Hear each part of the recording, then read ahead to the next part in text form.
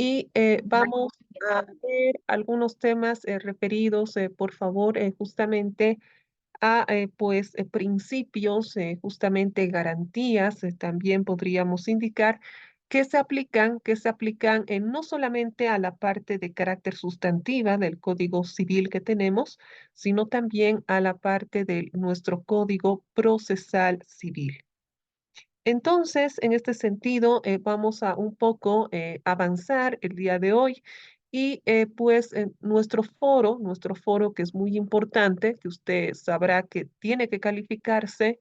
Recordemos que en nuestro foro tenemos una sentencia constitucional que usted la puede revisar y también en nuestro foro tenemos la posibilidad de que usted revise un auto supremo, de tal manera que a pedido precisamente de los colegas que se ven imposibilitados de poder ingresar el día de la semana, pues de alguna manera vamos a tratar también de que se dé el día sábado, ¿no? Eh, Ahora bien, les recuerdo, por favor, a todos los presentes, conforme justamente quedamos en la anterior sesión, que en nuestra próxima sesión vendría a ser precisamente el sábado, el próximo sábado, a la hora indicada, pero por un tema de carácter académico personal mío, la próxima semana ya he pedido la solicitud y la autorización respectiva con la coordinación y las autoridades de la universidad. Se va a pasar directamente el día sábado. Estoy hablando para que un poco nos organicemos que el próximo sábado 9, le decía, vamos a pasar en horario establecido y el próximo sábado 16 vamos a pasar de 13 horas a 17 horas. Ello debido a que mi persona tiene que cumplir con un tema académico. En consecuencia, he pedido ya la solicitud expresa para que se pueda realizar de esta manera y de esta manera, pues, a las autoridades de la universidad y de esta forma, el sábado 16 estaríamos concluyendo con mi persona el primer módulo de esta importante maestría. Reitero, nuestra siguiente clase es el sábado 9 de horas, pues 17:30 a 9 a horas 21:30. Y nuestra subsiguiente clase se va a concentrar el sábado 16 de horas 13 a 17. Ya les reitero, habiendo hecho mi persona la solicitud de permiso respectiva ante las autoridades de la universidad, debido precisamente a que debo cumplir con una actividad académica en mi trabajo de investigación postdoctoral. Dicho esto, es que yo les voy a dar un trabajo final precisamente para que lo pueda resolver. Este trabajo final seguramente lo va a poder subir a plataforma las penúltima semana de marzo. Vamos a acordar con ustedes qué fecha.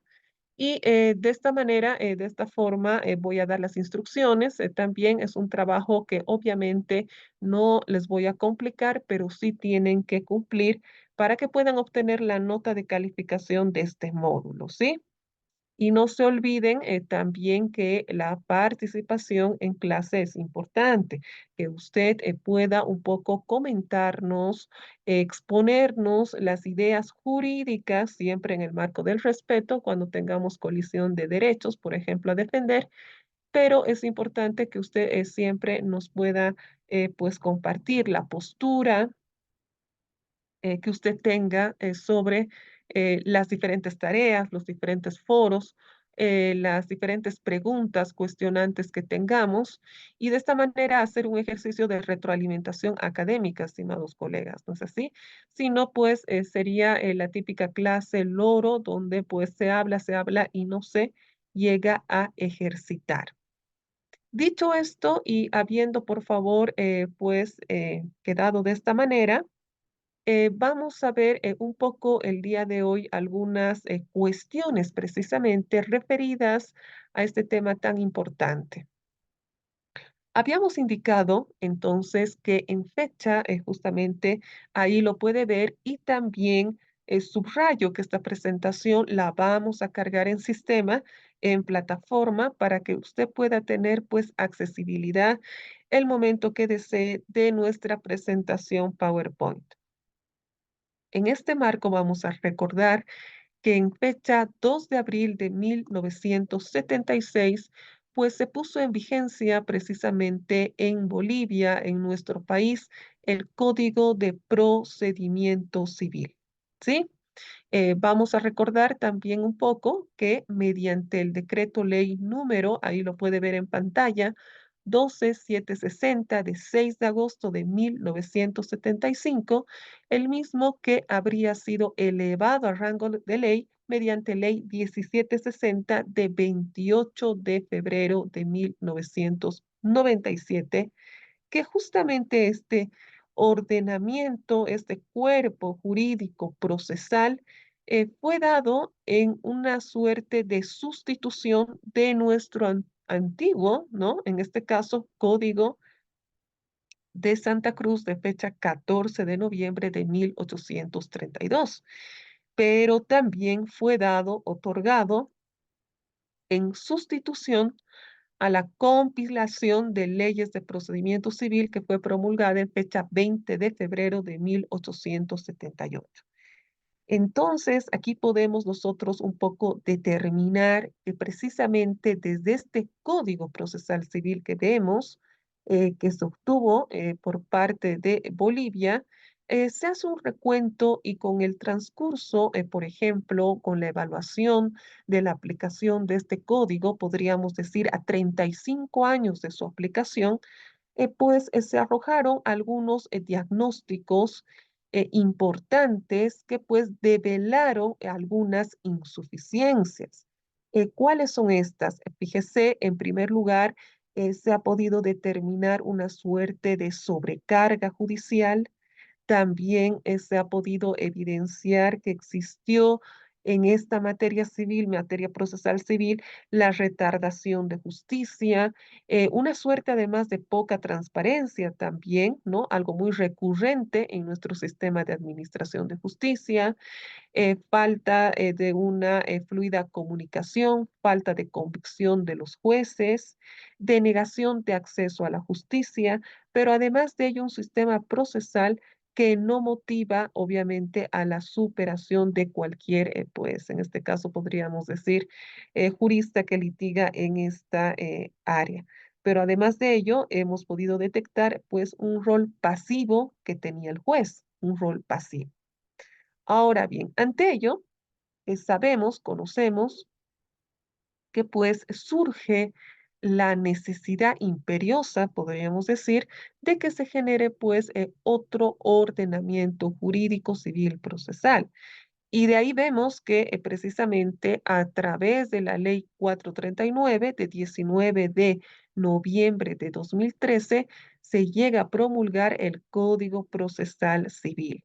Y se promulga el Código Procesal Civil precisamente como una respuesta, como una forma, una vía de poder solucionar algunos problemas que se presentaban anteriormente. De tal manera que podríamos afirmar que este nuevo Código Procesal Civil precisamente se sustenta en 5 pilares.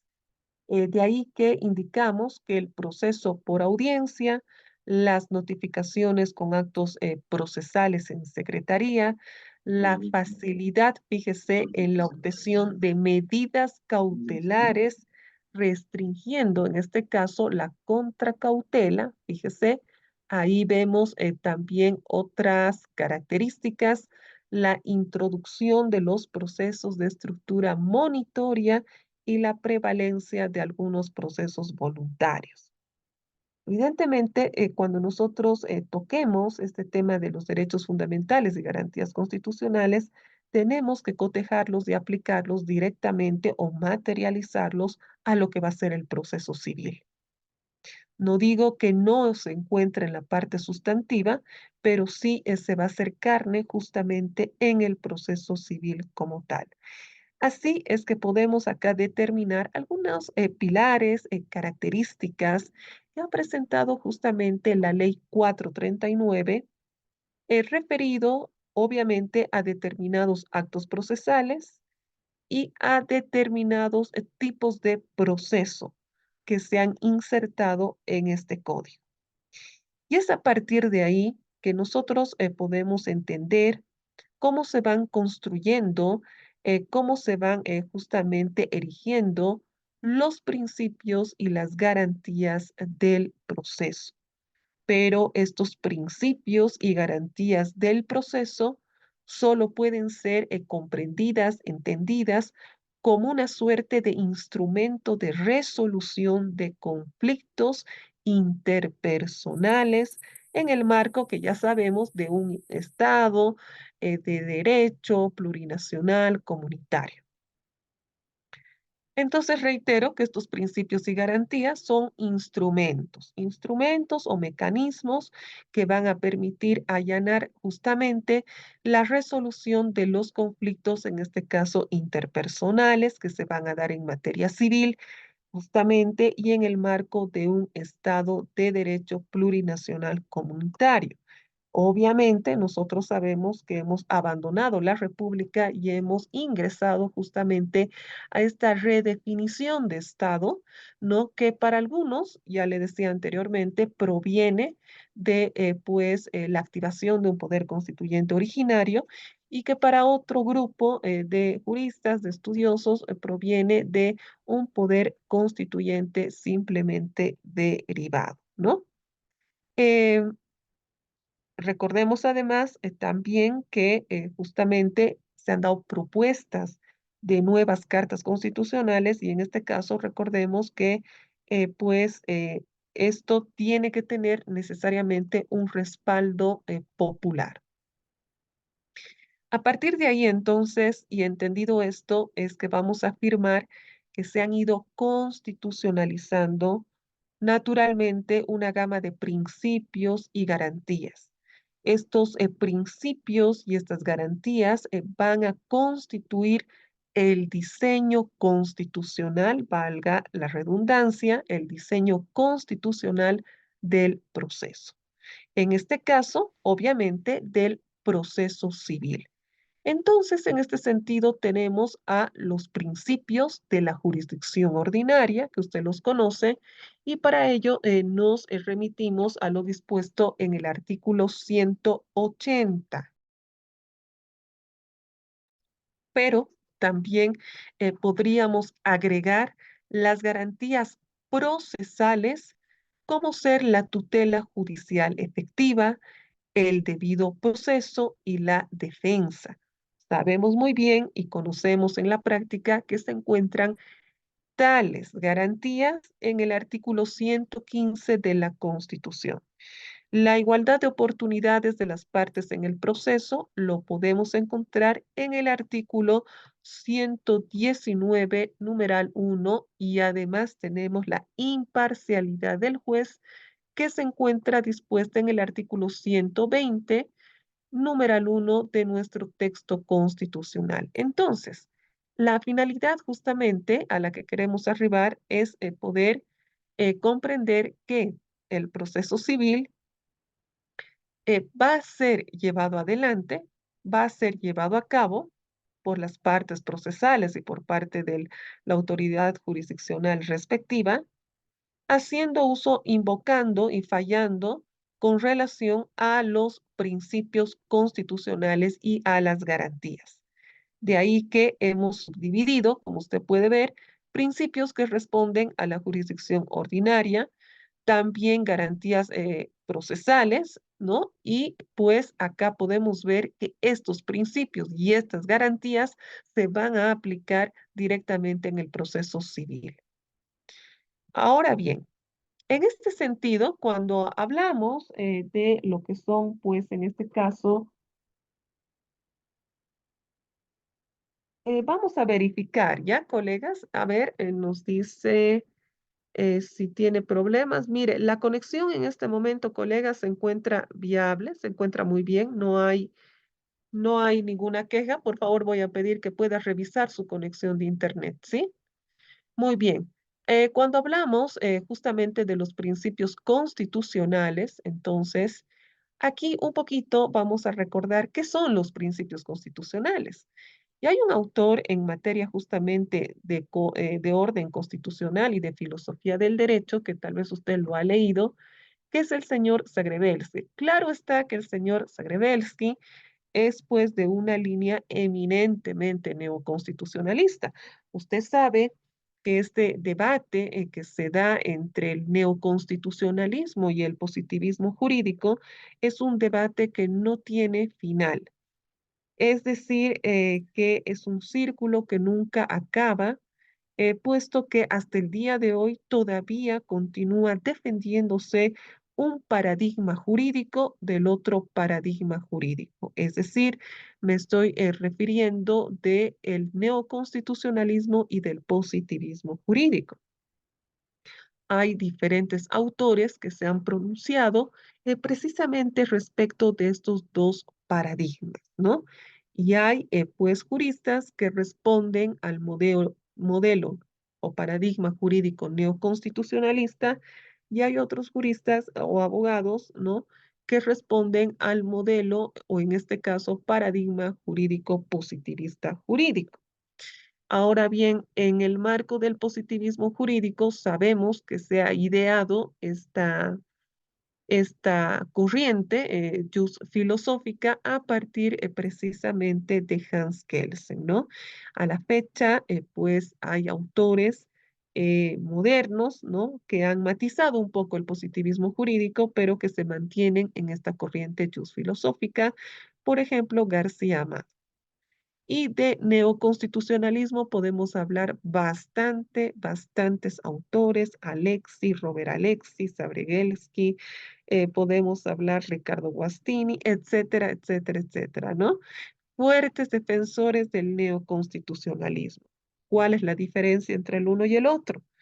La diferencia entre el uno y el otro, sabemos que pues para el positivismo jurídico es necesario el imperio de la ley, es necesario pues resolver las causas judiciales, jurisdiccionales a través de un método de subsunción, dando posibilidad de discreción al juez. Y sabemos que en el neoconstitucionalismo pues existe el método de la ponderación y que importa mucho precisamente estos aspectos valorativos y de principios, es decir, también hasta ideológicos. Entonces, este es el debate que se da.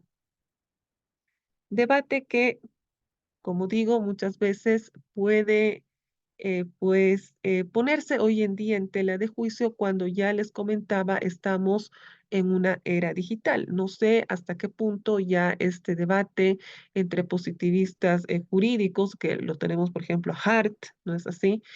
A Kelsen, a Humberto Bobbio, positivistas, entre neoconstitucionalistas tenemos una gama amplia, como el que lo puede ver en pantalla. Entonces, este debate muchas veces pierde ya valor y eficacia cuando podremos nosotros afirmar que estamos justamente en una era digital, porque aquí ya implica otro tipo de situaciones, inclusive como les señalaba, creo, la teoría general de los derechos fundamentales debe ser reescrita. Es decir, la teoría general de los derechos fundamentales que nosotros conocemos, que nos han enseñado varios docentes desde la universidad, es decir, derechos de primera, de segunda, de tercera generación, qué sé yo, clasificaciones o esta evolución de los derechos fundamentales, de los derechos humanos, tiene que ser reescrita o reconfigurada o rediseñada. ¿Por qué? Porque ya no estamos en el 2018 y estamos en el 2024, de tal manera que es necesario, dicen algunos, poder entender a los derechos desde esta nueva perspectiva o era digital. Y para ello cobra relevancia justamente, colegas, lo que son el derecho a la libertad de expresión, el derecho a la libertad de locomoción, el derecho a la libre asociación, entre otros, e inclusive el derecho a la vida, que pues estos derechos se han visto de alguna manera vulnerados efectivamente en el tiempo de la pandemia. Seguramente cuando yo acabe mi presentación voy a dar la palabra para que algunos de ustedes, por favor, nos expongan sus ideas respecto a la tarea que tenía que ser presentada hasta el día de ayer, donde ahí precisamente yo le he hecho una pregunta importante. cuál es el criterio jurídico de este decreto supremo justamente desde una perspectiva del derecho constitucional, ¿no? Ahora bien, para justamente este autor, Zagrebelsky, podemos ver que este autor nos dice que los principios constitucionales van a desempeñar un papel propiamente constitucional. Es decir, nos dice constitutivo del orden jurídico. De ahí que los principios constitucionales van a ser presupuestos lógicos o también denominados como criterios rectores, podríamos decir, premisas, lineamientos que van a orientar y van a dar sentido a la administración de justicia. También podríamos establecer que estos lineamientos básicos son sobre los cuales se va a fundamentar pues la jurisdicción ordinaria. Ahora bien, además aquí vamos a indicar que los principios, en este caso que yo sé que usted conoce, la jurisdicción ordinaria, de la jurisdicción. Recordemos que estamos grabando, colegas, recordemos que estamos grabando. Entonces, los principios de la jurisdicción ordinaria se encuentran reconocidos en el artículo 180 de la Constitución. Y estos principios, pues, se van a considerar ¿qué? Mandatos de optimización de la administración de justicia. En suma, cuando usted vea la palabra principios constitucionales o principios establecidos en la Constitución, se los va a considerar como mandatos de optimización. ¿Qué será un mandato de optimización en la administración de justicia? Estos principios, llamados también mandatos de optimización, como usted puede verificar, se encuentran justamente o dan a luz cuando existen dos derechos fundamentales que se encuentran colisionando. De tal manera que, en este caso, y desde la mirada de un juez neoconstitucional, se van a convertir en directrices o en mandatos de optimización. ¿Qué significa? Significa que se le puede dar un valor superior a un derecho y al otro derecho se le puede dar un valor inferior, pero en ningún momento estos derechos el uno va a anular al otro, de tal forma que aquí justamente reside la característica del neoconstitucionalismo. En lo particular, yo soy más afín al positivismo jurídico, ¿no es así? Muy bien, entonces ahí podemos ver entonces que se trata de mandatos de optimización. Y ya les he dicho que cuando existe colisión entre dos derechos fundamentales, el juez no va a anular el uno respecto del otro, sino que al un derecho le va a poner mayor medida y al otro derecho una menor medida. Por eso se llama mandatos de optimización. Y para resolver el conflicto jurídico que se está planteando, por ejemplo, eutanasia y derecho a la vida, lo que va a hacer, ¿qué va a hacer? Va a utilizar el método de ponderación, ¿no? De ponderación, va a ponderar los dos derechos. Muy bien, ahora vamos a ver además que entre los principios, también entre los más importantes, trascendentes en la materia que nos corresponde, vemos se encuentran algunos como el de la eficacia, de la eficiencia, verdad material, que usted debe conocer, debido proceso, y también inclusive tenemos la igualdad de las partes ante el juez. Un poquito corresponde desgranar estos principios. Cuando hablamos del principio dispositivo, recordemos que este principio establece que el proceso se construye en función al poder de disposición de la pretensión de los sujetos, es decir, en una controversia cuyos derechos son objeto de ¿qué? De la tutela jurisdiccional. ¿Qué significa? ¿Qué significa? ¿Qué implica? Implica, supone que depende del ejercicio por las partes de las oportunidades de la actuación procesal previstas en la norma jurídica tal como se ha establecido pues ya en el primer borrador de lo que ha sido justamente este nuevo Código Procesal Civil. De tal manera que este principio dispositivo se encuentra claramente reconocido en nuestro Código Procesal Civil. Y además podemos indicar que es en función o en mérito a este principio dispositivo que pues se va a hacer recaer en los litigantes, en este caso en las partes, en los sujetos procesales, una tarea, en este caso, de estimular necesariamente e iniciar la función jurisdiccional, pero de otra parte, de suministrar todos los elementos que sean de carácter probatorio sobre los cuales se tratará finalmente la decisión del juez.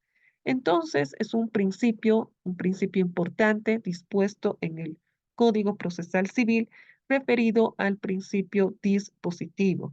Y este principio dispositivo puede ser entendido desde una óptica constitucional, en el sentido de que este principio va a dar una pequeña carga a las partes procesales de poder promover justamente el actuar del órgano jurisdiccional. Y por otro lado, vemos que también otorga, entrega los materiales, elementos probatorios que deberán ser analizados naturalmente por el juez de la causa. Acá tenemos el principio dispositivo.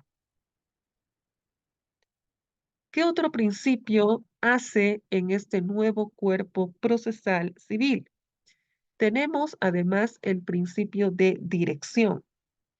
Y el principio de dirección nos indica, significa, consiste en la potestad de la autoridad jurisdiccional para poder encaminar actuaciones procesales de forma eficaz, eficiente, y pero además que ordena a las partes, apoderados y abogados el cumplimiento de las disposiciones legales. En otras palabras, significa la sujeción completa de las normas al ordenamiento jurídico en observancia de qué? En observancia del principio de legalidad. De tal forma que este principio de dirección, como usted puede ver, pues va a direccionar que los actos procesales en el marco del proceso civil sean y se adecúen a la eficacia, sean y se adecúen también a la eficiencia. Perdón, hubo un pequeño corte, sea y se adecue a que sean eficaces y ordena a las partes, habíamos dicho, a que se cumplan las disposiciones legales. Y cuando decimos que ordena a las partes a que se cumplan las disposiciones legales, estamos diciendo que también implícitamente vemos que hay un reconocimiento implícito en el proceso civil de la observancia del principio de legalidad. No siempre el principio de legalidad va a ser aplicado en el proceso penal. También implícitamente, cuando estamos hablando del principio de dirección, resulta que el principio de legalidad puede aparecer en el marco del proceso civil. De tal forma que siempre dando pues este matiz, ya hemos dicho, de que toda actuación en el proceso civil sea pues eficaz y que ordene naturalmente a las partes, ¿no? Muy bien. Ahí además vamos a caracterizar y también vamos a tener en cuenta, por favor, que justamente por medio de este principio de dirección judicial del proceso, pues se puede afirmar que la autoridad judicial queda compelida a impulsar de oficio, cuando sea necesario, el trámite de la causa, adecuar la exigencia de las formalidades a los fines del proceso. También podrá interpretar y aplicar a las leyes según los preceptos, según los principios constitucionales, precisamente con el deber imperativo, nos indica la doctrina, ¿de qué? De tramitar con carácter preferencial de importancia, de relevancia los procesos, de expedir también sentencia cumpliendo los requisitos que la misma tiene que contener y además de ello, de expedir también las medidas cautelares, recordemos, en el proceso civil y además siempre de buscar, pues, exigir apariencia del buen derecho, ¿no? Evitando un peligro de demora. ¿De dónde hemos sacado este concepto o esta línea de qué se debe entender por el principio de dirección judicial del proceso? Está en la ratio decidendi de la sentencia constitucional plurinacional, ahí la puede ver 15 quebrado 2012 de 16 de marzo. De tal forma que podemos ver que la autoridad judicial puede impulsar de oficio, naturalmente, con las formalidades que sean necesarias y de acuerdo a qué, fíjese, de acuerdo a las leyes, a los preceptos y hemos dicho a los principios constitucionales. ¿Qué otro principio podríamos resaltar en el marco del proceso civil? Que como estamos viendo son principios que están intrincados también desde nuestra Constitución y que son invocables, ya le dije, en el marco de este proceso. Tenemos también, fíjese, el principio de inmediación. Resulta entonces que este principio denominado de inmediación va a permitir a la autoridad jurisdiccional que un contacto directo, podríamos decir, con las partes justamente en las audiencias, en la etapa también de la producción de la prueba, fíjese, pero también en el momento de la demostración de los hechos que fueron alegados en el proceso. Además, aquí vamos a indicar, exceptuándose los actos procesales que deban cumplirse por omisión, es decir, estamos hablando obviamente de que se den fuera de nuestra jurisdicción. Y esto, cuando hablamos fuera de nuestra jurisdicción, no solamente en este caso se va a dar, pues, fuera de una jurisdicción de carácter o que corresponda, por ejemplo, a un departamento, sino también inclusive a la jurisdicción del territorio boliviano como tal. Entonces, porque ahí ya rige otro tipo de normas. Ya sabemos que cuando sale de la jurisdicción del territorio boliviano, nosotros ya estamos frente a institutos del derecho internacional privado. Y ahí rigen reglas especiales justamente cuando se tenga que, pues, enviar, reenviar, pues, lo que son, por ejemplo, eh, exhortos, o lo que vienen a ser tramitaciones en materia civil cuando estamos frente a una materia específica que se denomina cooperación jurídica internacional en materia civil. Es decir, todo el proceso civil, pero en este caso llevado a cabo entre dos estados, ¿no es así? Entonces, ahí podemos ver una diferencia importante respecto a la jurisdicción. Muy bien, aquí podemos entonces encontrar algunos matices y resaltar tal vez acá que pues hubo la necesidad también, era necesario de establecer la prohibición de delegación de competencias. Y tampoco podemos notar que se ha previsto que su comisión podría devenir en la nulidad, ¿no? No sabemos por qué, es así como está escrito, es como así se ha aprobado el Código Procesal Civil, ¿no? ¿Por qué? Porque estas dos situaciones sabemos que van a dar ¿qué? Inseguridad jurídica a las partes. Otro principio vemos que es el principio de concentración. Cuando hablamos del principio de concentración, significa, y sabemos, ¿no? No solamente en estas ramas, sino en diferentes ramas del derecho, determina que la reunión, ¿no? La acumulación de qué? De la mayor cantidad de actividad procesal desarrollada por las partes, naturalmente, en el menor número posible de qué? De actos. Y ello para que pues se evite caer en una dispersión procesal que pues puede ocasionar muchas veces una división interna perjudicial del proceso u otro tipo de situaciones justamente referidas a la sustanciación del mismo. Además de esto, este principio de concentración permite resguardar de mejor forma los materiales probatorios, recordemos los elementos probatorios que se van a acumular, se van a resguardar para ser sometidos obviamente a valoración por el juez.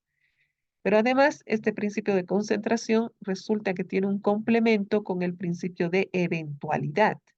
Y este principio de eventualidad nos lleva a entender que y exige que pues exige la realización de actividades conjuntas, fíjese, dentro de un mismo plazo, aun cuando éstas hayan sido ¿qué?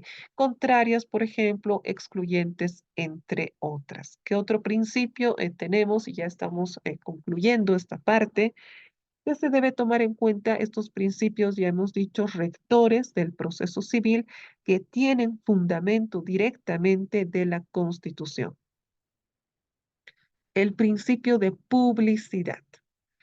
Se exige entonces la necesidad de que los procesos civiles tengan una importante difusión, y ello exceptuándose que la misma autoridad judicial decida lo contrario cuando naturalmente lo determine la ley.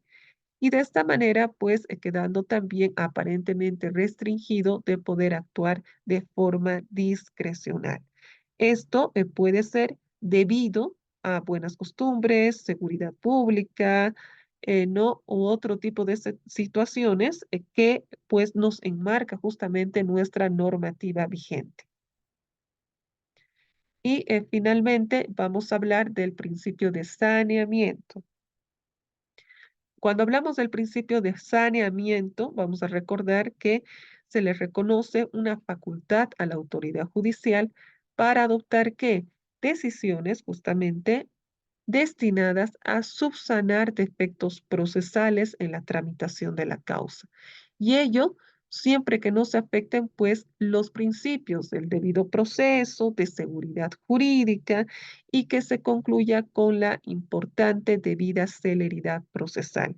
Ello además implica que la autoridad jurisdiccional siempre deba resolver todas las cuestiones que puedan entorpecer, impedir un pronunciamiento final sobre la causa. Y además de ello, llegar además, colegas, sabemos, a la finalización del proceso que debe ser de manera pronta, que debe ser de manera expedita. Ahí hemos visto algunos principios que se van a dar justamente en la tramitación del proceso civil. Ahora bien, un poco vamos a hablar justamente de los derechos. Vamos a hablar de las garantías. Vamos a recordar en este marco, pues ya nuevamente, que nuestra Constitución, que en realidad el diseño que está dispuesto en nuestra Constitución del proceso civil como tal, es que tiene una pretensión, y esta pretensión es poder alcanzar una sociedad justa, una sociedad que sea armoniosa, que sea cimentada en la descolonización, sin discriminación, explotación, con plena justicia social para consolidar entidades plurinacionales. Ese es el objetivo, la pretensión, ¿no?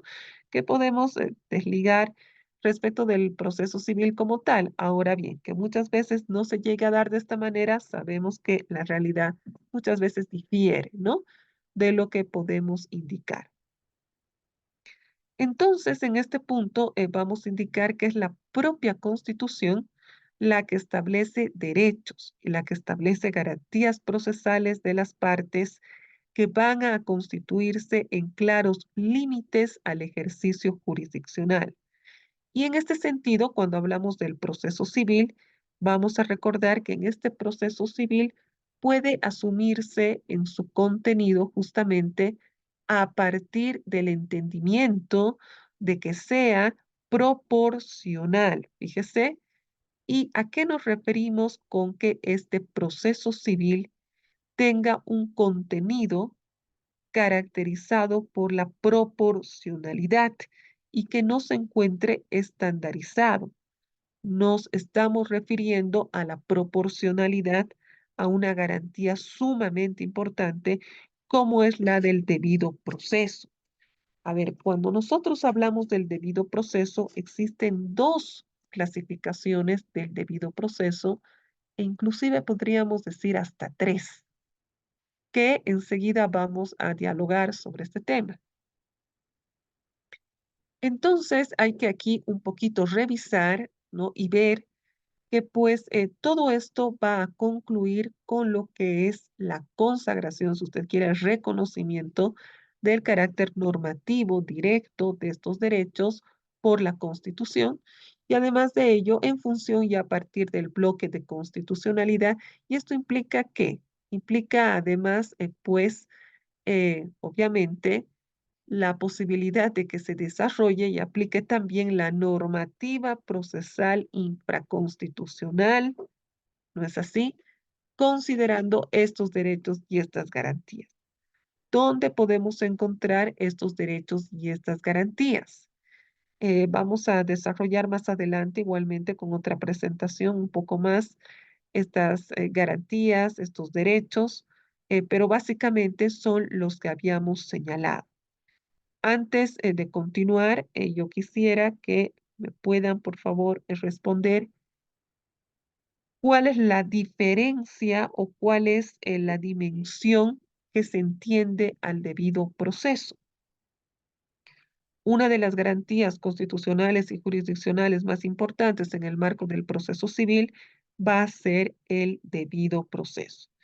Y recordemos que el debido proceso, de acuerdo también a la jurisprudencia constitucional, es entendido desde una triple perspectiva, si usted quiere, ¿no? Entonces quisiera preguntar, ¿cuál es esta triple perspectiva o dimensión que tiene el debido proceso? Y vamos un Doctora, poco participando. doctora, buenas noches. Ya, doctor Ramiro, adelante. Sí, perdón, doctora, va a disculpar que no levanta la manito, que recién me acordaba. Bueno, doctora, bueno, cuando hablamos de su triple dimensión, hablamos de que el debido proceso se lo entiende como un derecho, una garantía y un principio. Cuando hablamos del derecho, hablamos del respeto que tiene este derecho a tener al que se lo trate como inocente en todo el proceso, que se le haga conocer, por ejemplo, los cargos los cuales se le imputan, el derecho a tener un abogado, el derecho a tener un traductor, el derecho a presentar pruebas, eh, el derecho a ser escuchado, a ser procesado por un juez natural, todo lo que implica los derechos. El principio es aquella línea, entiendo yo, a seguir, que debe seguir el juzgador o el administrador en la parte administrativa de tratarlo, ¿no? O sea, perdón, de hacer respetar el debido proceso, como un principio, ¿no? Como una línea a seguir. Y la garantía está consagrada en la Constitución. Cuando se le vulnera, por ejemplo, el derecho a presentar una prueba o o hacer producir una prueba, tiene pues esa garantía constitucional de poder activar los mecanismos constitucionales o los recursos que la ley le emplea, que la ley le otorga para hacer valer ese debido proceso, ¿no? Bueno, eso es lo que yo entiendo, doctora.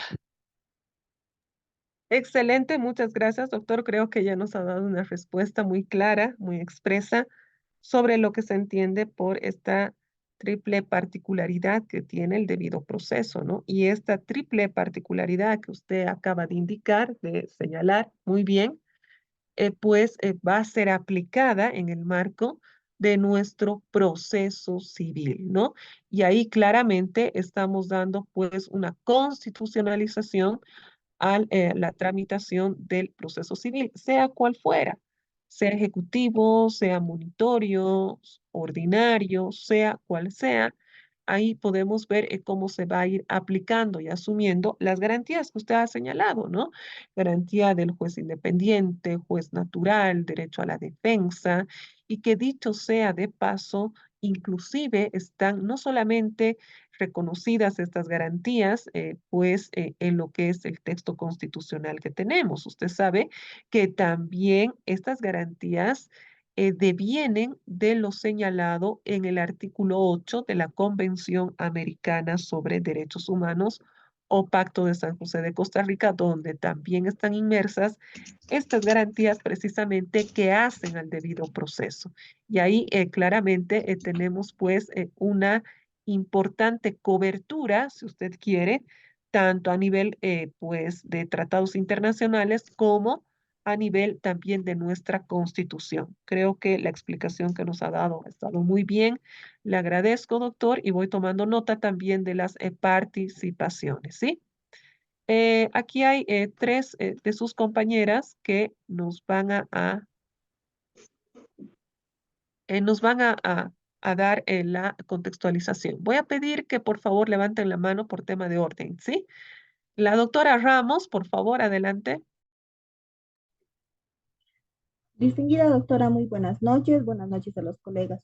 También entiendo el debido proceso en relación a que es un principio, una garantía jurisdiccional y que es un derecho a las personas. Perdón, estoy un poco resfriada. ¿En qué sentido lo último sería? Como un ejemplo, doctora, cuando no se presentan en un determinado proceso, siendo que hay algún tipo de pretensiones, la parte demandada no se presenta con su respectivo abogado, el Estado tiene el deber de asignarle un abogado de oficio. Entiendo esa parte en ese sentido, doctora. Muchas gracias. Ya, muy bien. Ahí vemos la posición de su compañera justamente en relación a este tema del debido proceso. Pero recordemos, debido proceso entendido en tres dimensiones, ¿no? Como hemos dicho, ya, derecho, garantía y principio. Adelante a su compañera doctora Hernández. Buenas noches, doctora. Bueno, a mi entender, la triple dimensión del debido proceso se refiere a tres aspectos fundamentales en el procedimiento legal que debe ser. Entre ellos podemos decir que también tiene que ser la igualdad de las partes ante la ley, ¿no? El principio de protección de los derechos fundamentales que se tiene que dar. Estos elementos también buscan garantizar un proceso justo, equitativo, en cualquier situación jurídica y en cualquier proceso. Este debido proceso es un principio legal que está fundamentado en nuestra Constitución. Eh, este debido proceso también tiene que ser de una manera justa, equitativa, por todo el sistema judicial que administran, ¿no? Todos los jueces. También se podría decir que incluye un derecho, un juicio imparcial que se tiene que dar en el debido proceso en una triple dimensión, doctorita. Gracias, esa sería mi participación. Ya, muchas gracias. Los demás colegas, por favor, que no van a participar o que no están levantando la mano, voy a pedir que apaguen micrófonos, colegas, porque se está grabando esta clase y tengamos consideración, por favor, con algunos de sus colegas que han expresado que no pueden ingresar precisamente un día de semana por la carga procesal que se tiene, sobre todo cuando se está litigando. En este sentido, voy a pedir muy respetuosamente que apaguemos los micrófonos. ¿Por qué? Porque interferimos la grabación. Muchas gracias. Muy bien, gracias, doctora, muy amable. Ya está su participación calificada. Muchas gracias. Doctora Sonia, adelante. Buenas noches, doctora. Buenas noches, colegas. También nos dice que la Constitución boliviana reconoce y protege el debido proceso en diversos artículos, ¿no? Entre ellos en el artículo 115. Podemos ver también lo que es la defensa y la contradicción. Las personas tienen derecho a la defensa y a ser escuchadas. en todas las etapas del proceso. Esto implica también que las partes involucradas tienen la oportunidad de presentar sus argumentos, pruebas y alegatos y de contradecir los argumentos presentados en parte. Esa sería mi participación, doctora. Ya, muy bien, muchas gracias. Ahí nos ha leído su compañera justamente un extracto de la Constitución donde nos habla precisamente de estas garantías, ¿no? Que en suma son el debido proceso. Muchísimas gracias. Adelante a su compañero, doctor Freddy. Tiene la palabra, doctor, adelante. Y todos los que quieran participar, levanten la mano, ¿ya? Gracias. Muy buenas noches, distinguida doctora, asimismo a todos los colegas aquí presentes. Me voy a adherir a lo manifestado por los colegas en el sentido siempre de esas tres dimensiones que debemos tomar en cuenta como garantías jurisdiccionales, ¿no? Que es como un principio y un derecho. Asimismo, como administradores de justicia, frecuentemente somos planteados en los memoriales la indefensión, ¿no? Con relación a lo que es, no a las notificaciones que nosotros partimos cuando el oficial de diligencias va a realizar estos aspectos fundamentales, ¿no? Y frecuentemente, en el caso mío, he sido planteado varios aspectos de indefensión cuando hemos estado como tribunales disciplinarios en lo que es el aspecto administrativo. En ese sentido, tendríamos que tomarlo en cuenta, doctora. Una pregunta, por favor. Este aspecto de las garantías jurisdiccionales como principio y derecho también.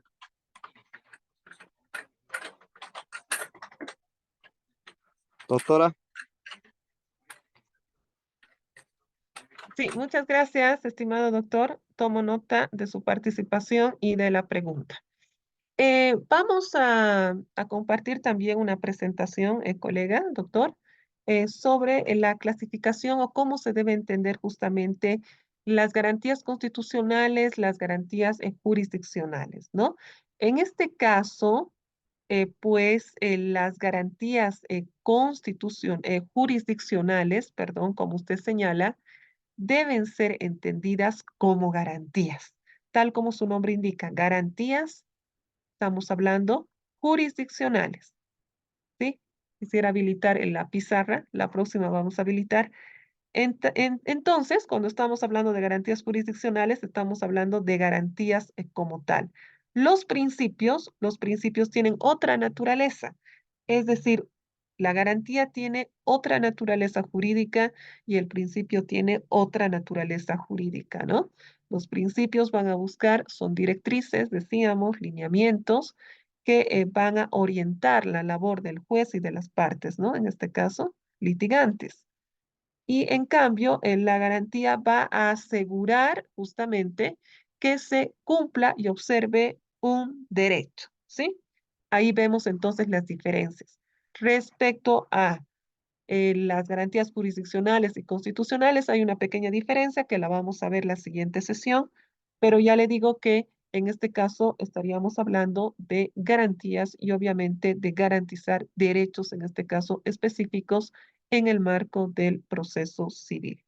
Y como usted señala, seguramente se han dado en muchos escritos, memoriales, alegando la indefensión, pero cuando se alegue la indefensión, quisiera, por favor, doctor, que nos comparta cómo han sido esos memoriales donde se le alegaba la indefensión y cómo lo ha resuelto. Bueno, en primera instancia, habemos, ¿no, doctorita, que hay que cumplir algunos ciertos plazos procesales, ¿no? Entonces, en ese sentido, a veces las notificaciones se los realiza en plena audiencia y frente a eso estamos también, ¿no? Con la situación de que alegan de que no han sido notificadas las partes.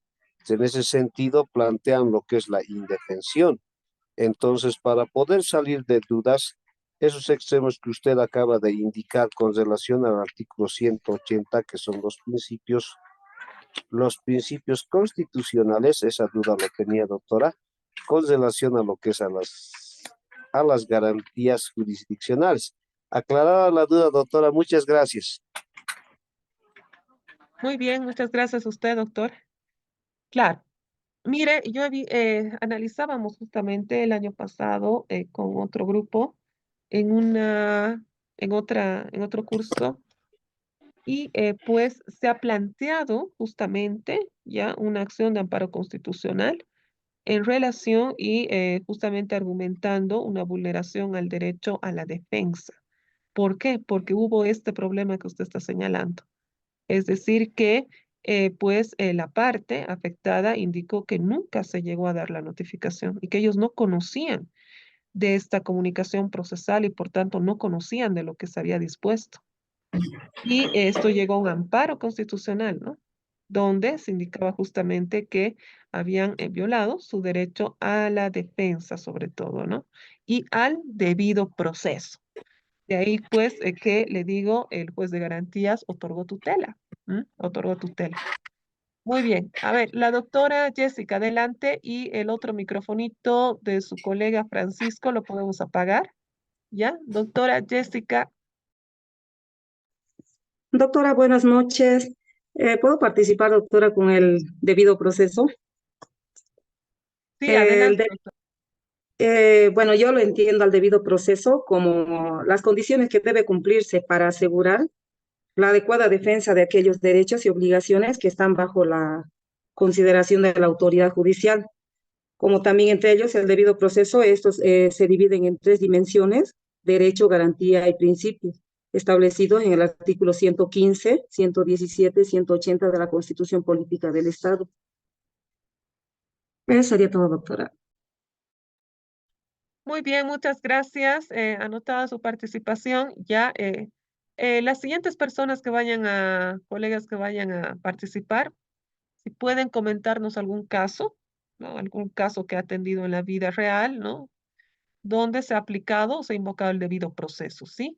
Doctora Centeno, adelante, tiene la palabra.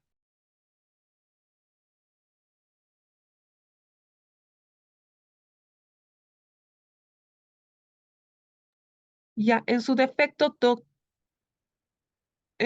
colega, cierra, por favor. Ya, doctora Guadalupe, Ahora sí, ya, doctora Centeno, adelante. buenas noches. Ahora sí, buenas noches, colega, buenas noches, docente. Mi persona entiende el debido proceso o esta disposición del debido proceso en sus tres dimensiones, en el entendido de que que es un principio como base, y sabemos que el principio es aquellos mandatos que dirigen o sobre los cuales se basa un procedimiento civil, en este caso, y están establecidos en el artículo 1 del Código Procesal Civil. En cambio, la diferencia con un derecho hace referencia a aquellos beneficios conquistados por la población durante todo este tiempo, que han sido consagrados y estipulados en la Constitución Política del Estado a partir del artículo 115 en adelante, donde hace la mención de los derechos humanos, derechos políticos, derechos civiles, etc. En cambio, las garantías son aquellas disposiciones constitucionales o disposiciones civiles los cuales garantizan a las personas o le dan la seguridad a las personas de que ciertas actuaciones procesales deben ser dirigidas o deben llevarse a cabo de cierta manera. En el caso concreto en el cual he visto un principio de la indefensión, por ejemplo, que he visto que es uno de los argumentos más expuestos en los litigios correspondientes, la gente aduce o los litigantes aducen este principio de defensión como base para plantear un sinfín de memoriales con diferentes pretensiones.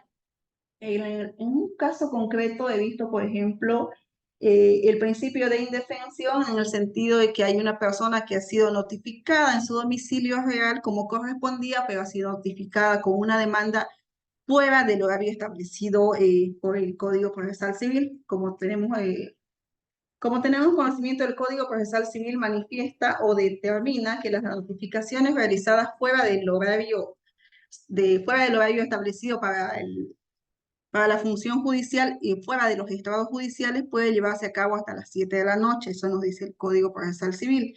¿No es cierto? Evidentemente, he visto que en nuestro país, por ejemplo, existe diferencia de horarios en lo que es Santa Cruz, Sucre, donde he ido, a Cochabamba o a La Paz. Por ejemplo, en Santa Cruz es el horario continuo de 8 de la mañana a 4 de la tarde. En Sucre, que me ha tocado ejercer defensa en este departamento, tiene un horario discontinuo, ¿cierto? Desde las 8 de la mañana hasta las 12 del mediodía y en la tarde las siguientes 4 horas. En este sentido, se ha presentado un recurso de una devolución de una notificación aduciendo indefensión en el sentido de que esta persona había sido notificada a las 6 de la tarde en horarios en los cuales ya no estaba atendiendo o no estaba en funciones los jueces, exactamente, no estaban en atención los jueces, los juzgados con ninguno de sus funcionarios. Entonces, bajo ese pretexto se presentó esa solicitud misma que fue denegada, por supuesto, por el juzgado en base de que la ley le faculta para hacer las notificaciones fuera de estrados judiciales hasta las 7 de la tarde, ¿no? Eso sería mi participación, doctora, que es una participación interesante en el sentido de que lo he visto que se ha sido planteado varias veces en diferentes procesos. Gracias. Muchísimas gracias, doctora. Sí, evidentemente en el caso que le mencionaba era en el marco de un proceso penal, ¿no? Pero que ellos se fueron directamente al amparo, ¿no? Argumentando justamente este tema. Muchísimas gracias, doctora. Adelante, la doctora Guadalupe, por favor.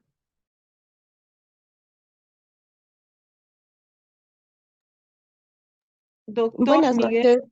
ya, adelante, tiene la palabra. Buenas noches, Tiene la doctora. palabra, adelante. Mi participación sería, doctora, que el debido proceso garantiza un proceso justo, eh, equilibrado para ambas partes, ¿no? Para que ambos puedan demostrar eh, la pretensión de la demanda o de la denuncia.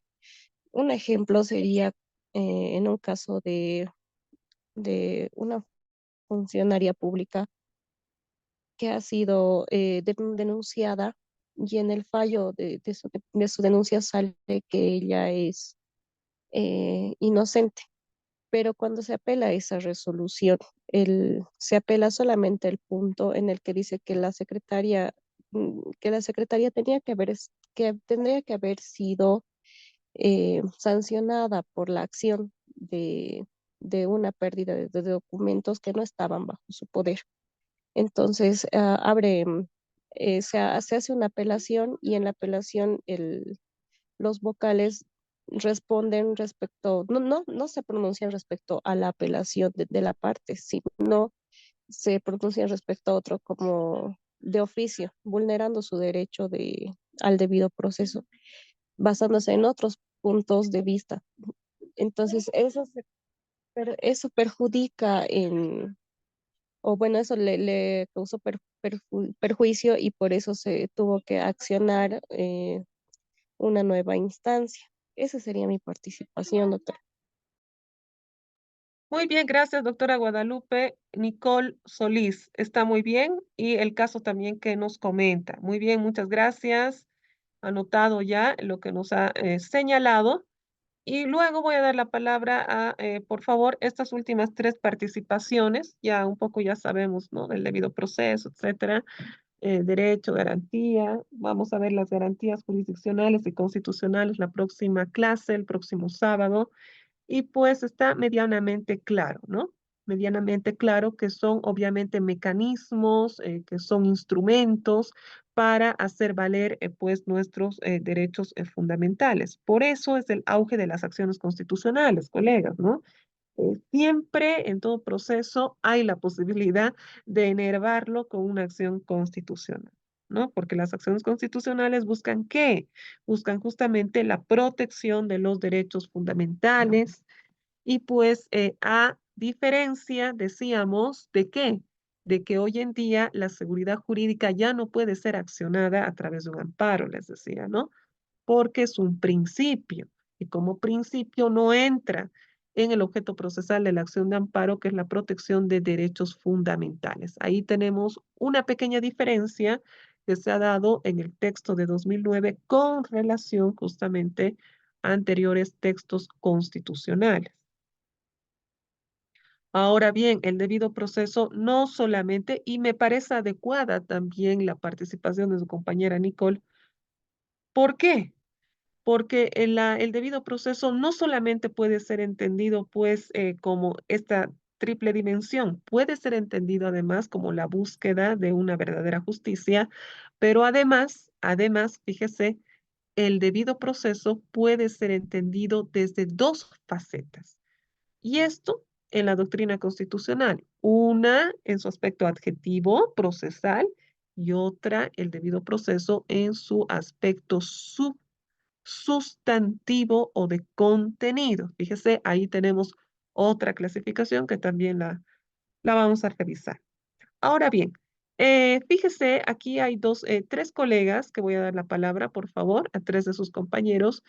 Y quisiera que también en su participación nos comente un poco y nos explique un poco este tema de la tarea que les había encomendado, que entiendo yo ya está cargada en plataforma, respecto a algún tema que le ha llamado la atención de esta tarea, de este primer trabajo que les he dado.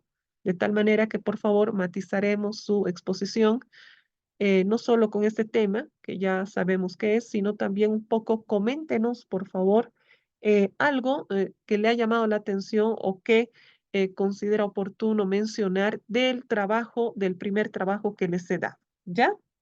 No del foro, colegas, de la tarea, ¿ok? Mejor si me explican un poco la pregunta 2 referida justamente al decreto supremo, ¿sí? Mejor. Muy bien, adelante. Doctor Miguel Coronel. Buenas noches, doctora. Buenas noches, colegas. Entrando, bueno, en primera instancia sobre la triple dimensión, ya, bueno, para no hacerlo largo, ¿no? Sus principios de derechos y garantías constitucionales que también están estableciendo una garantía de legalidad procesal que ha previsto el constituyente para proteger la libertad y la seguridad jurídica. Eso podría añadirlo.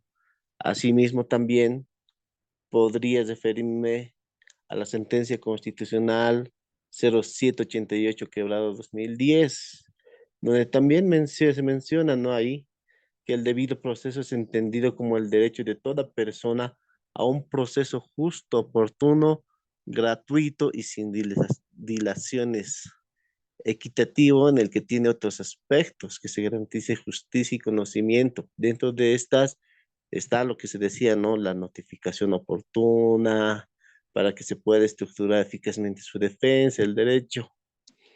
En ese sentido, en un ámbito de que yo he palpado un proceso es donde había una contienda de una expareja que había, en el cual vivía en un domicilio de alquiler. Y entonces al momento de hacerle llegar la mujer la demanda al hombre, lo ha hecho en ese mismo domicilio donde estaban antes, han puesto en alquiler, a sabiendas de que ya habían dejado ese domicilio hace ya unos 2 años atrás, pero sin embargo han hecho llegar la notificación con la excusa de que él seguía viviendo ahí y de que les habían alquilado a otro familiar del hombre. En ese sentido, se ha oficiado al CEGIP, se ha oficiado al CERESI y evidentemente el carnet del demandado tenía otra dirección. Entonces ahí yo ya podría ver lo que es la indefensión, ¿no? No ha habido un debido proceso en ese aspecto, doctora. Y bueno, me voy a tratar de referir más al trabajo que nos ha dejado. Lo que, bueno, por mi parte, ¿no? La parte que más me llamó la atención, más que todo, nada, doctora, es la situación de las sentencias constitucionales cuando hay un conflicto entre estas perspectivas de verlo de que es una forma estática, ¿no? Y el dinamismo de la misma de la Constitución. Entonces, ¿cuál se puede aplicar más?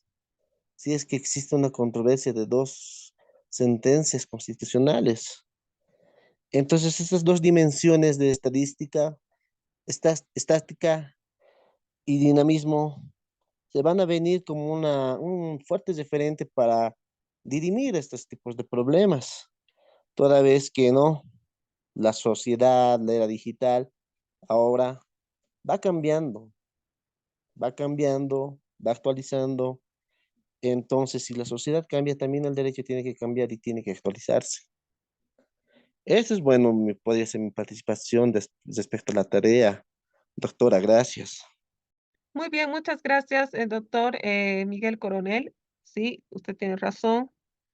A ver, la sentencia constitucional que acaba de leer es importante. Existe vasta jurisprudencia constitucional sobre el debido proceso y en realidad lo que dice usted y también su compañera anteriormente, se busca un proceso justo, equitativo, ¿no? En el marco de la verdad material.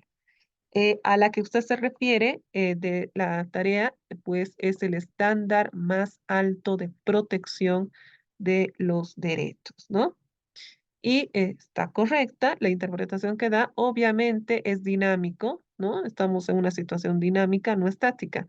Pero aquí quiero acotar que ya no podemos entender la evolución de la sociedad para entender la evolución del derecho, sino ya le he dicho que estamos ahora ante la aparición de un nuevo paradigma, colega, un nuevo paradigma que va a romper justamente con las ideas clásicas del entendimiento de la sociedad, del derecho, de la economía.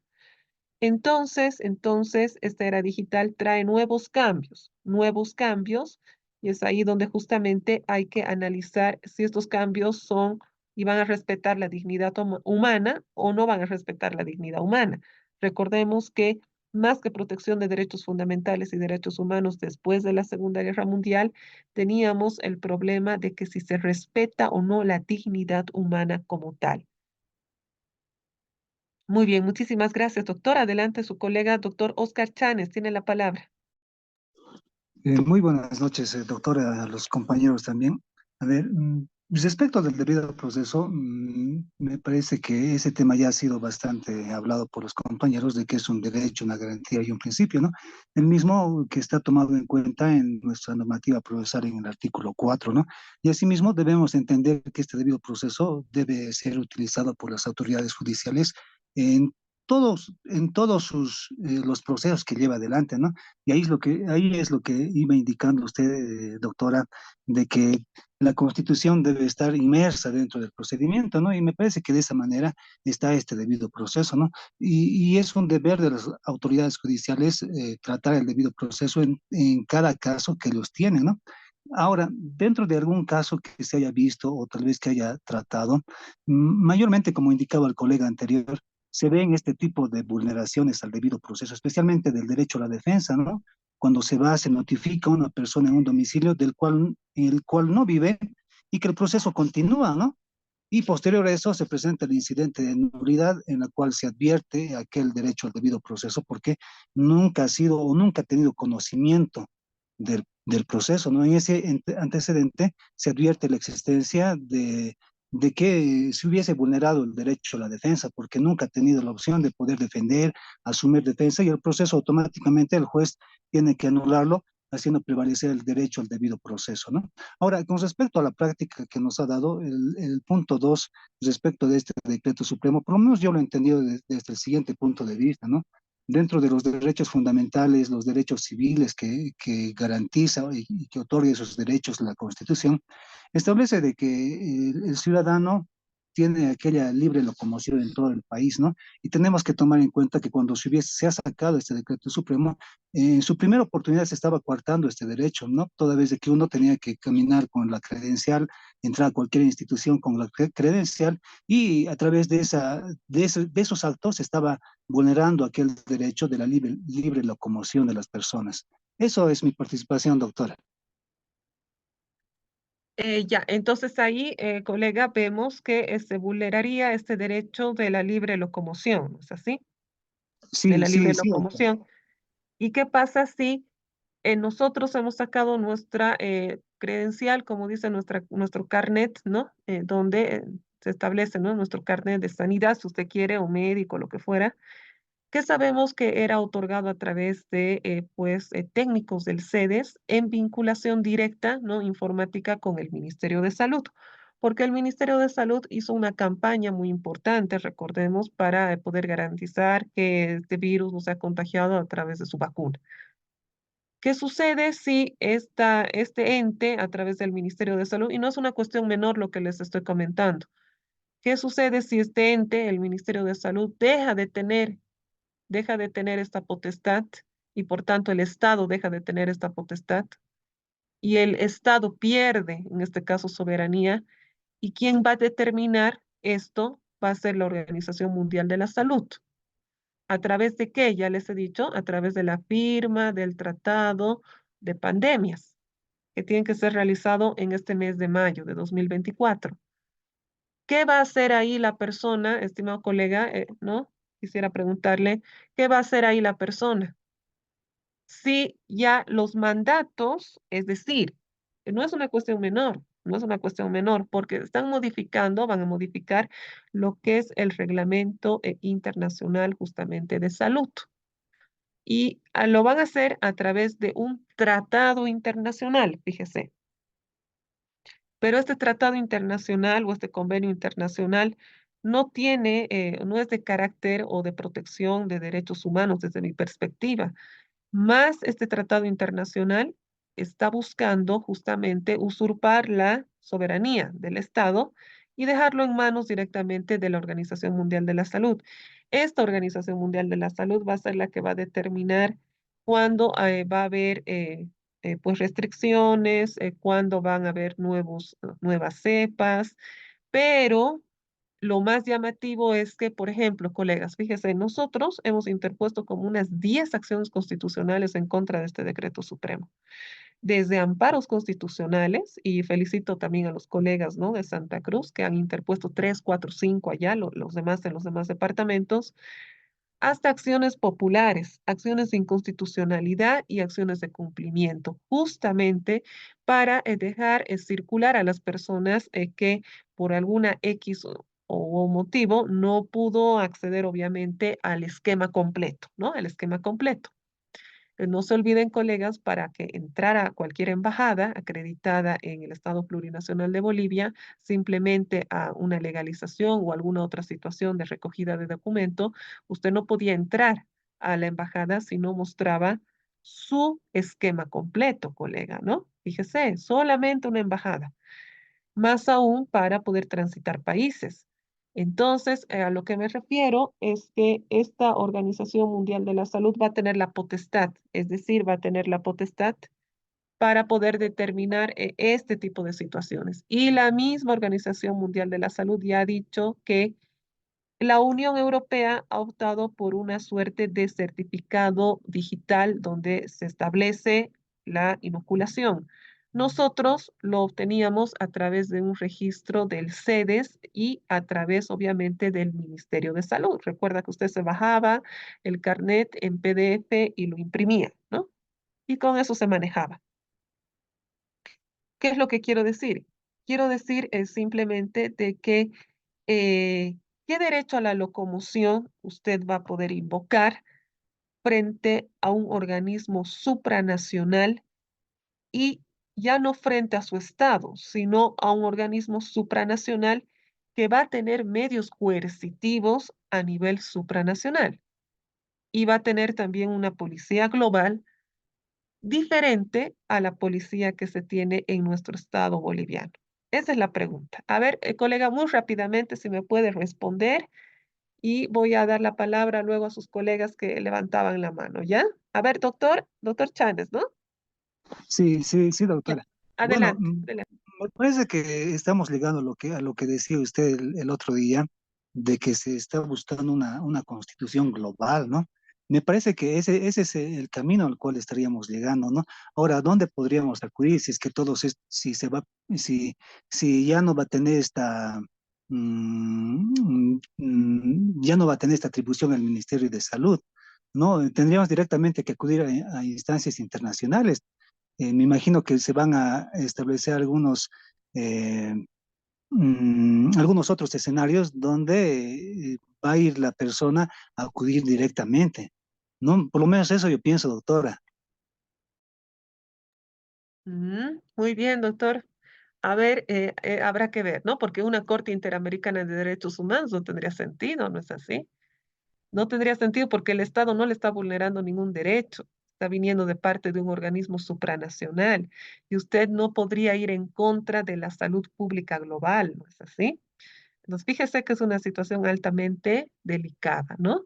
Y que, como les decía, más que una constitución, es un sistema global que, como bien decía su colega en la anterior clase, busca una justicia mundial. Pero ¿a cambio de qué? ¿No? Nada es gratuito ni nada es tan bonito como suena, colegas. Siempre hay algo por detrás. Muy bien, doctor Herrera, adelante, por favor. Muchas gracias, doctora. Buenas noches. Bueno, haber escuchado a los colegas nos refresca realmente los conocimientos con referencia al debido proceso y tomando en cuenta como un principio, una garantía y un derecho. Sin embargo, hay autores que establecen también la controversia de las audiencias virtuales y del debido proceso, ¿no es cierto? Entonces, tomando en cuenta que ahora la era digital ha establecido de que muchas audiencias son virtuales, establecen que ninguna audiencia virtual podrá ser llevada a cabo sin garantizar la participación de todas las partes. Ahí vemos cómo ya se entra a una variación de lo que es el debido proceso en cuanto se refiere a la oralidad, a la inmediación. Sin embargo, hay autores que defienden este tema indicando de que simplemente se está variando, ¿no es cierto?, el procedimiento al utilizar audiencias virtuales, pero que se está cumpliendo con todas las garantías señaladas por nuestros colegas, ¿no? La oralidad, la legítima defensa, el debido proceso, etcétera, ¿no? Entonces, quería plantear eso como simplemente ponerlo en tapete, el tema de las audiencias virtuales. Y, eh, bueno, entrando a la era digital, ahora la inteligencia artificial, estaba leyendo un artículo que establece que así como en el fútbol ahora tenemos el VAR, ¿no es cierto? Que ya no es el árbitro el que decide cuando es falta o no, es gol o no una jugada. En el tema jurídico también, de aquí a un tiempo, se va a entrar a una inteligencia artificial donde son las inteligencias artificiales las que van a resolver las controversias en el entendido de que ellos tienen casi un 99.99% de no ser falibles. Entonces, en esos casos, entrar a una era digital y sin estar plenamente conscientes de la violación, de la restricción, tanto de la soberanía como de las libertades del ser humano, es muy preocupante. Con referencia al segundo tema, que usted nos hizo hacer la tarea, evidentemente la Organización Mundial de la Salud establece una serie de definiciones con referencia a lo que es la salud y habla de un tema muy importante que es el bien común. Ese bien común entendido de que, bueno, en aras de proteger a la humanidad, se puedan establecer una serie de restricciones para que el ser humano pueda cumplir, en este caso, el tema de las pandemias, ¿no? Establecer parámetros que restrinjan la dignidad humana, la autodeterminación del ser humano, para que pueda decidir sobre su cuerpo, decidir si puede o no colocarse una vacuna. Eso ha sido un tema muy polémico, como que ha habido gente, los pros y los contras, los pro vacunas y los en contras, e incluso las iglesias que han salido a protestar en este tema y que han logrado retroceder, han hecho retroceder en cierto modo la obligatoriedad de que una persona pueda inocularse con una vacuna que estaba en experimentación. Entonces, todos esos temas son importantes y bueno, considero que es es muy rescatable el comentario que han hecho los colegas con referencia a este tema. Muchas gracias. Muy bien, muchas gracias, doctor. Muy esclarecedor todo lo que nos ha señalado.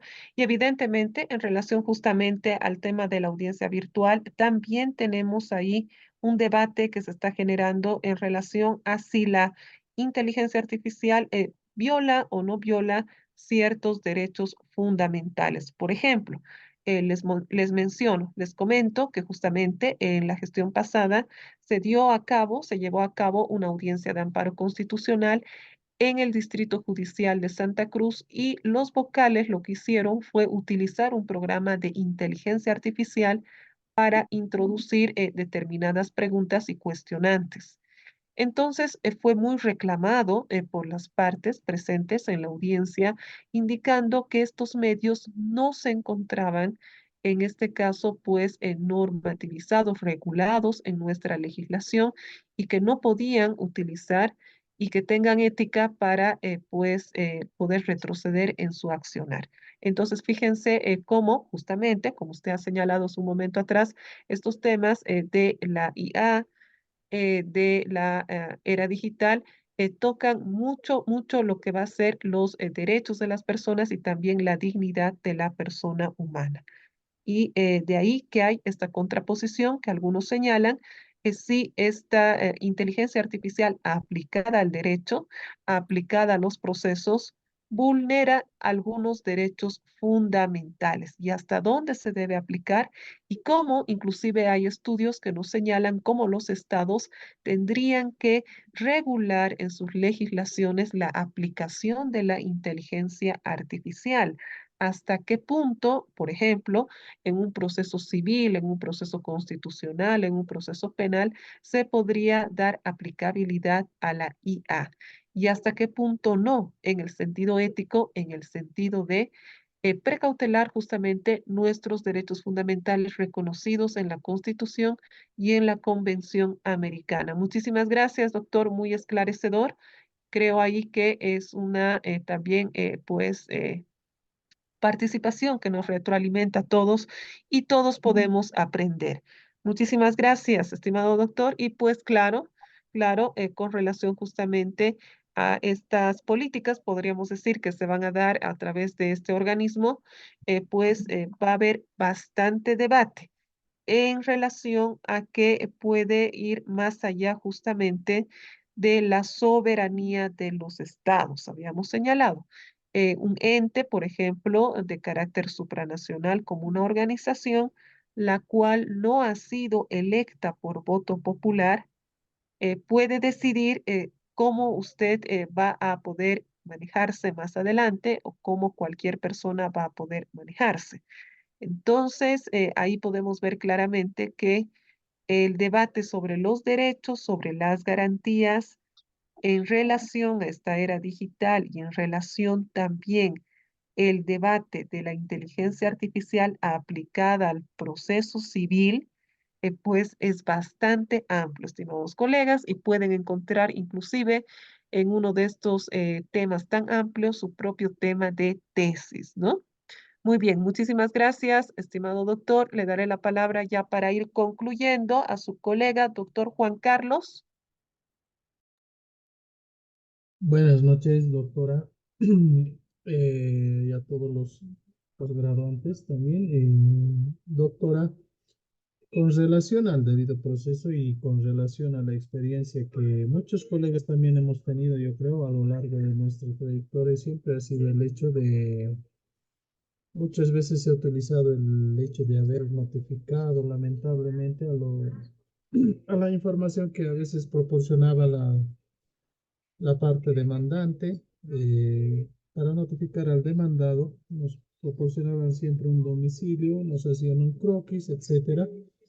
Pero muchas veces se han ocurrido en errores y eso también ha hecho que esas notificaciones sean devueltas por terceros, alegando que no sería domicilio. Yo creo que hemos tenido esa experiencia varios colegas de inclusive devolver porque no figuraba y nos traían una cédula de identidad en el cual evidentemente se acreditaba otro domicilio, por ende todos los actuados tenían que ser anulados.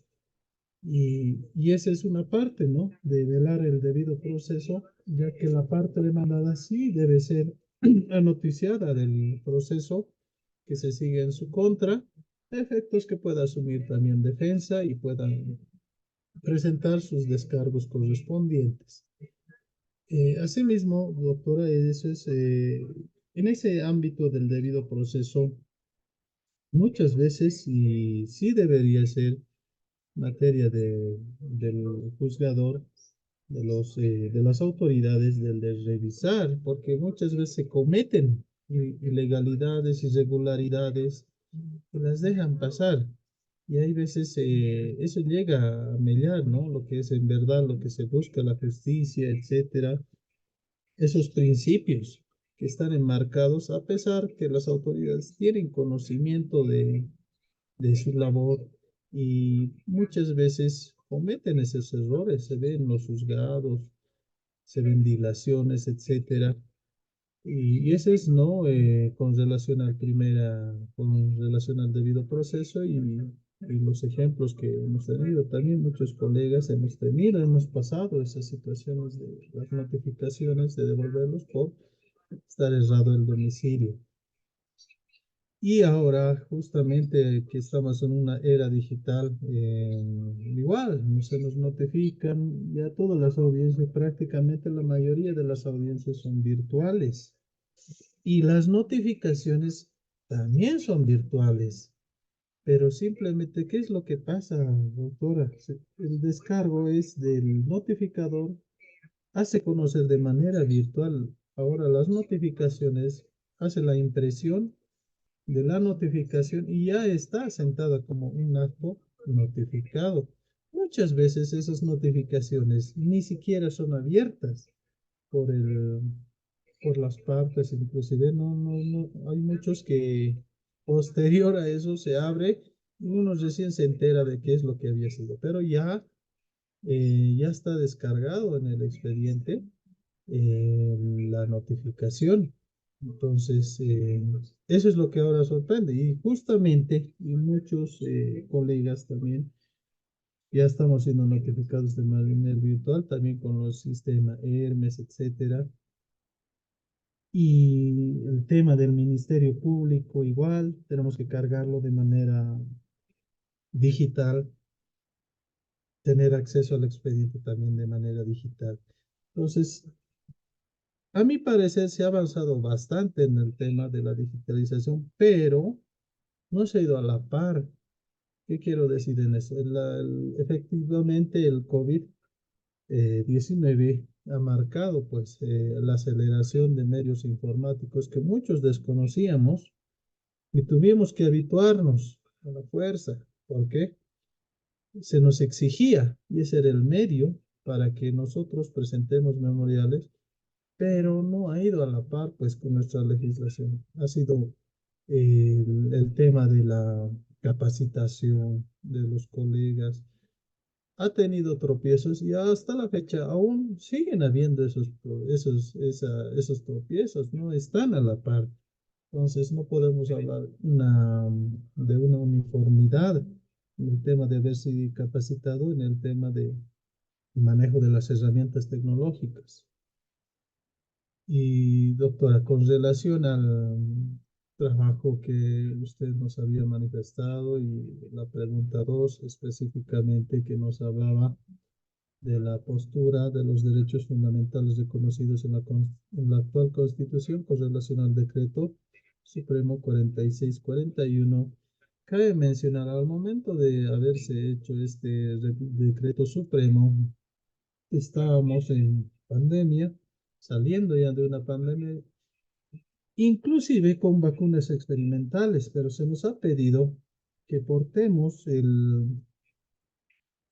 nuestro carnet para acceder a entidades bancarias, etcétera, acceder a distintos servicios.